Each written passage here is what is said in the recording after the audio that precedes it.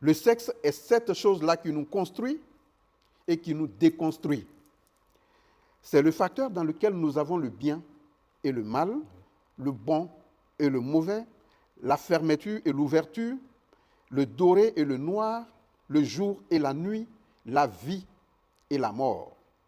Donc voilà en quoi je peux déjà déballer ce concept de thème qui nous amènerait à voyager dans l'univers sacré du sexe, que ce soit féminin ou masculin, s'il est pour simplement faire des enfants ou au-delà de l'enfantement. Je suis à vous. Merci beaucoup.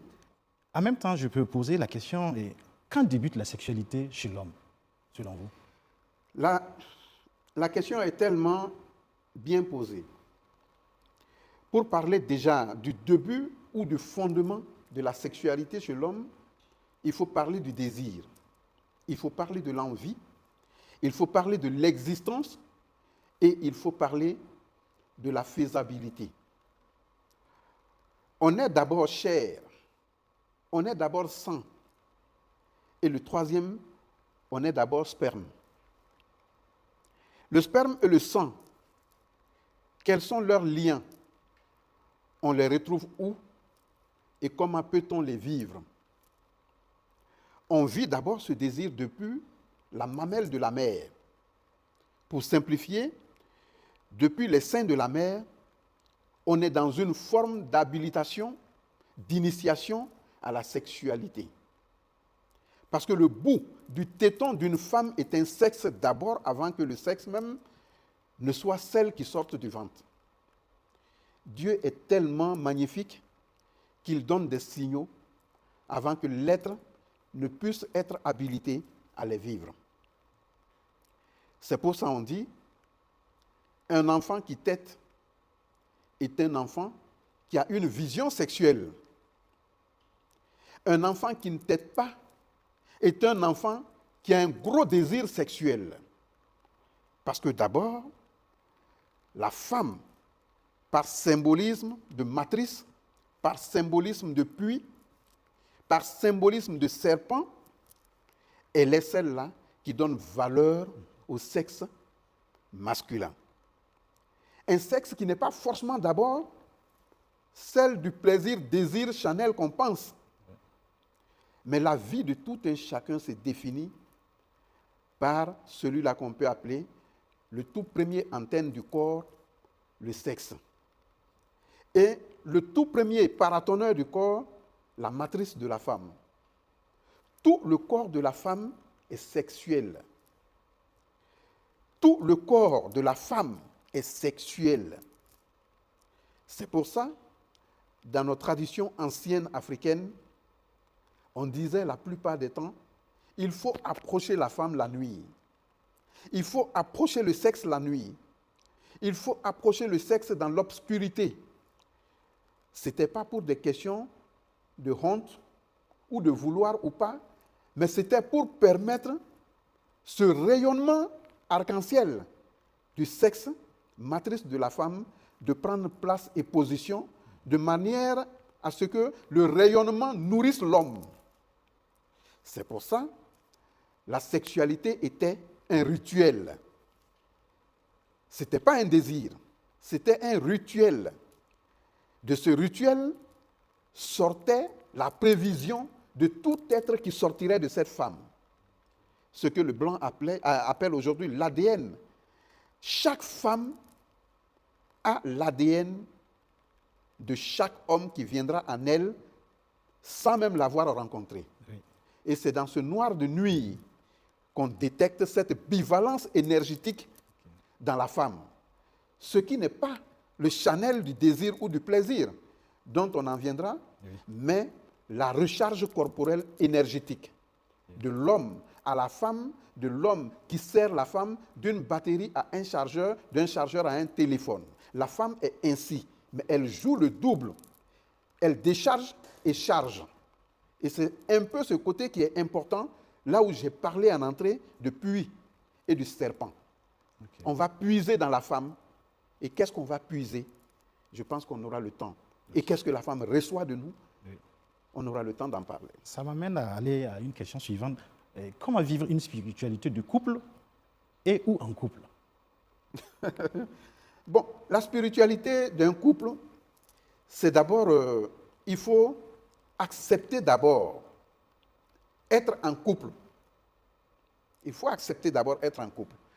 On n'est pas en couple physiquement. Il faut lever cette nuance. Un couple n'est pas physique, corporel. Un couple est mental, spirituel et mystique. Voilà pourquoi ne se valent pas ceux qui ne doivent pas être ensemble. C'est pour ça, d'ailleurs, nos ancêtres n'acceptaient pas de lier des choses qui ne se valaient pas. Voilà pourquoi le thème couple, c'est un thème qui est déformé. Parce que quand on réfléchit dans sa langue maternelle et dans son initiation africaine, on ne dit pas couple. On ne dit pas couple. C'est dans la langue occidentale, on parle de couple. Mais dans les langues africaines, on n'a même pas le mot juste de le dire, tellement qu'il est grand. Ouais. Parce que c'est la régénération, c'est la récréation au-delà des faisabilités de Dieu que deux êtres se font. Donc vous allez vous accoupler. Là-bas, je suis d'accord. Mais vous ne faites pas un couple. Pour faire un couple, il y a beaucoup d'échelonnements qu'il faut traverser. Pour avoir la bivalence, la coïncidence, la quintessence même spirituelle, mentale, psychique, mais pratique, initiatique, pour que deux personnes se disent « nous sommes faits l'un pour l'autre ». La parole va rejoindre l'acte. La femme est une aima. L'homme est le faire. Donc, si nous avons la vue, nous savons quelle femme nous devons prendre. Nous savons quel homme nous devons prendre. Au-delà de la sexualité. Mais cette énergie sexuelle des deux sexes sont les moteurs et réacteurs de cette chose appelée l'accouplement, qui n'est pas sexuel, mais qui est énergétique, profonde, centrale des deux âmes. Parce que dans le sexe, il y a l'âme. Dans le sexe, il y a l'esprit. Dans le sexe, il y a le mental. Le sexe dirige tout ce qui est de l'homme et tout ce qui est de la femme. Maintenant, le plaisir vient nous divertir, à nous sortir de cette énergie que nous devons canaliser. Justement, j'interviens parce qu'on a un adage qui dit, je cite, « On tend à ressembler à la personne avec qui on fait l'amour. » Oui, ça, on peut le prendre du point de vue désir. Tendre à ressembler à la personne avec qui on fait l'amour. Mais moi, je ne dis pas l'amour, moi, je dis qu'on fait la sexualité. Parce que l'amour est un désir-plaisir humain physique. Mais la sexualité est le croisement corporel énergétique. Si c'est de ça qu'on veut parler, qu'on en parle. Vous voyez, j'ai une personne âgée de ma vie qui m'avait toujours dit quelque chose. Quand vous vous mettez nu devant une femme, sachez que vous avez le devoir et la responsabilité de vous amuser comme vous ne l'avez jamais fait dans votre vie. Vice-versa, et la femme et l'homme. Et quand vous vous habillez devant une femme, faites en sorte que rien ne passe entre vous, ou rien ne se passe entre vous là-bas, comme l'amusement que vous venez de finir. Quand on est habillé, on est dans un sérieux sans limite. Quand on est déshabillé, on est dans un amusement sans fin.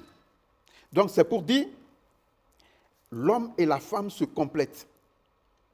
Mais je reviens à la question ou à l'initiation. La sexualité est une initiation. Vous savez que quand vous touchez à une femme, vous voyez jusqu'à 7 ans derrière elle. Quand vous touchez à un homme, vous voyez jusqu'à 7 ans derrière lui. Mais il faut être initié.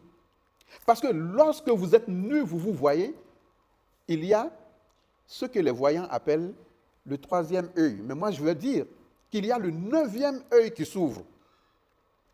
Vous voyez jusqu'à la génération 3 de l'homme. Vous voyez jusqu'à la génération 4 de l'homme et de la femme. Et ça se fait tout simplement parce que il y a celui qu'on appelle un peu chez les hindous le Inka et le Minka. Mais dans les langues africaines, on les appelle comment? La nuit dolente et le jour lévante. C'est ces deux-là qui s'accostent. Quand ces deux s'accostent, l'homme construit la nuit de la femme. La femme construit le jour de l'homme. Voilà pourquoi dans certaines traditions africaines, on dit toujours que la femme doit bénir le jour de l'homme avant que le soleil ne se lève. Mais on dit aussi que l'homme doit bénir la nuit de la femme avant que la nuit ne finisse. Et ça, c'est en sexualité. Voilà pourquoi l'obscurité est recommandée. Elle n'est pas recommandée parce que l'homme se cache à la femme ou la femme se cache à l'homme. Elle est recommandée tout simplement parce que la lumière qui est sexuelle va prendre position.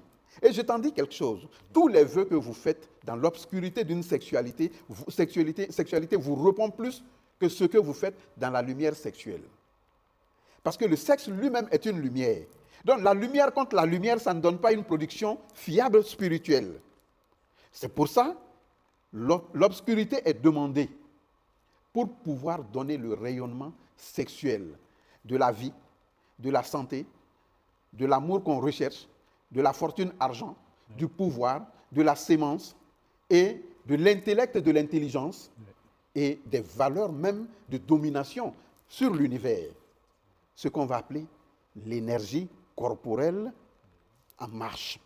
La sexualité nous nourrit à ça. C'est pour ça ceux qui font du magnétisme, on les prépare sexuellement. Quand on veut initier quelqu'un au magnétisme, la sexualité a sa place. Parce que c'est là où tous les sens se sont réveillés. C'est là où on capte la 9e maison de l'antichambre sexuelle de l'homme et la 18e maison de l'antichambre de la femme. Et cette 18-là qui fait aussi 9.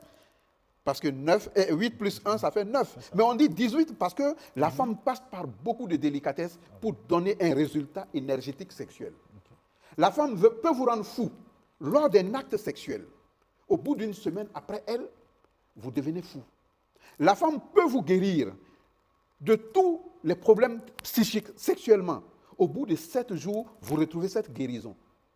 Mais est-ce que cette femme-là même est préparée, conçue et sait qu'elle peut guérir son homme? Est-ce que l'homme sait qu'il peut avoir la guérison de la femme? Mais ce n'est pas pour autant que le plaisir que vous avez peut être un plaisir inutile. La procréation ne fait pas part de ce que je suis en train de dire. La sexualité, elle est large, elle est vaste. Mais on a tout dans la sexualité. Voilà pourquoi j'ai parlé de puits. Quand on va à un puits, on va pour puiser l'eau. Quand on rentre dans la femme, je vous assure que les différentes portes qui s'ouvrent, il faut que l'homme soit fort pour revenir comme il est rentré. C'est très important.